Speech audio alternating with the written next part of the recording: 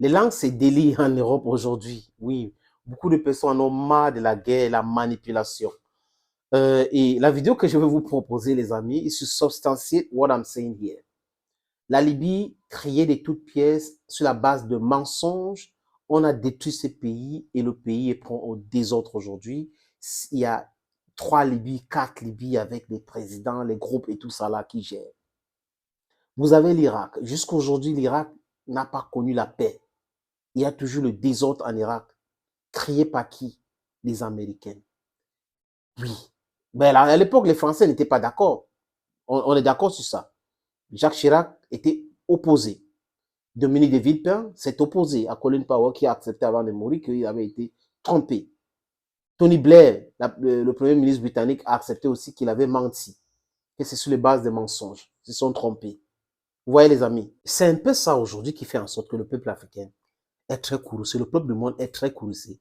Parce que sur la base de mensonges, ils ont détruit des pays, ils ont mis des pays à terre et ils continuent de mentir en pensant que les gens vont accepter cela et que ça va passer. On va avaler business as usual.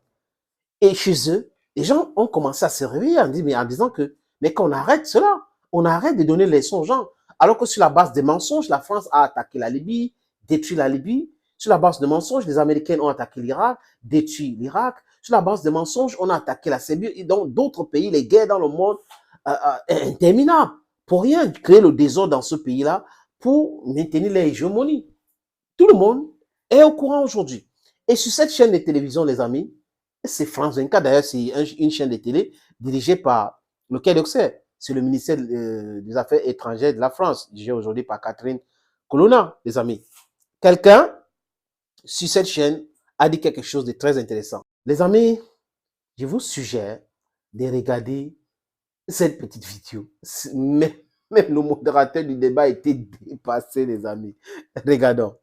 Or, moi, je me souviens, il y a exactement 11 ans, presque jour pour jour, la France entrait en guerre contre la Libye, contre le pays, la Libye, à partir d'éléments qui avaient été entièrement fabriqués, hein, des fausses attaques de manifestants fausses attaques, aériennes contre des manifestants à Tripoli, faux charniers, fausses colonnes de chars. D'ailleurs, on voit ce que c'est qu'une colonne de chars, là, du fait de celle qui avance vers Kiev. Bref, un certain nombre de mensonges propagandistes qui ont construit une sorte d'ennemi qui, lui aussi, était assimilable à un nazi, à la figure du dictateur idéal. Et on a attaqué et on a semé un véritable chaos. Je me rappelle aussi, aux États-Unis, les armes de destruction massive, l'énorme mensonge et les conséquences absolument désastreuses qui s'en sont suivies. À chaque fois, la population, qu'elle soit française ou américaine, suivait son gouvernement.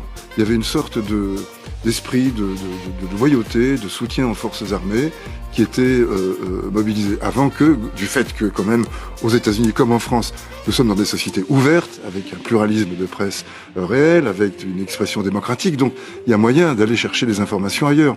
Et les effets de cette propagande ne durent pas en tout cas et durent beaucoup moins. Là on va voir, mais je voulais simplement rappeler cela pour montrer que c'est comment dire, la mobilisation d'une société derrière un chef à partir de mensonges avérés, en tout cas avérés plus tard en l'occurrence, ça n'est pas l'exclusivité, ça n'est pas l'apanage des Russes. Nous avons connu cela également, donc il faut garder cet esprit un peu distancié. Moi je trouve un degré différent peut-être. Voilà, je suis d'accord, mais je pense qu'il faut quand même dissocier les choses et je pense que c'est quand même dangereux de mettre ces deux choses-là sur le même ordre parce qu'en Russie, on est non seulement sur une justification d'une opération qui serait mensongère et qui serait présentée ponctuellement comme telle et qui serait suivie par la population et qu'ensuite finalement il y a une vérité qui aurait été faite au terme d'enquête, au terme de contre-opinion qui aurait été exprimée, au terme du fait que simplement les gens puissent entendre aussi la version venue de l'extérieur. On est dans complètement autre chose en Russie. On est dans une réécriture pure et simple et tout simplement à l'envers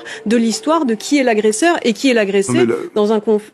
Je comprends très bien votre objection. Depuis la Seconde Guerre mondiale. La comparaison a ses limites et je ne veux pas la forcer. Mais je me rappelle que lorsque je mettais en doute, ici par exemple ou ailleurs, les assertions, les allégations qui étaient portées en demandant où étaient les photos des charniers, où étaient les photos des colonnes de chars, on passait facilement pour un suppôt de Kadhafi. Oui, alors là c'est le problème. Voilà, mais je veux pas. On parle de l'Ukraine et je ne veux pas rapporter tout ça à la Libye, bien sûr. Vous voyez, les amis, à chaque fois que quelqu'un n'est pas avec eux sur leurs différents mensonges, on traite la personne d'être le soutien de l'adversaire, d'être un propagandiste, d'être ceci, d'être cela. Les faits sont là, présentés par ce monsieur sur cette chaîne de télévision.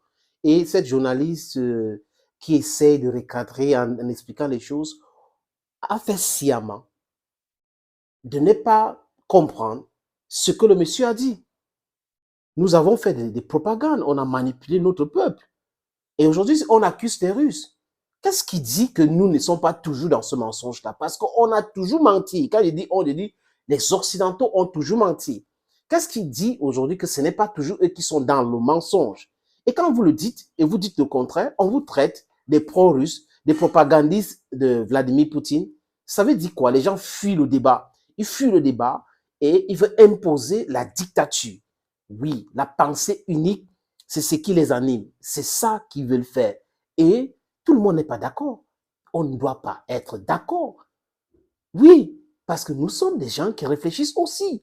Et l'histoire est là. On a collectionné les détails dans les archives pour mieux comprendre les différents mensonges, les médias mensonges de ces gens-ci. Et aujourd'hui, ces mensonges continuent. Et les gens savent, les gens dans leur propre pays sont en train de démontrer que en Occident, les politiciens mentent pour créer des guerres inutiles dans le monde. Thank you, dear friends, for watching. God bless you. Bye-bye.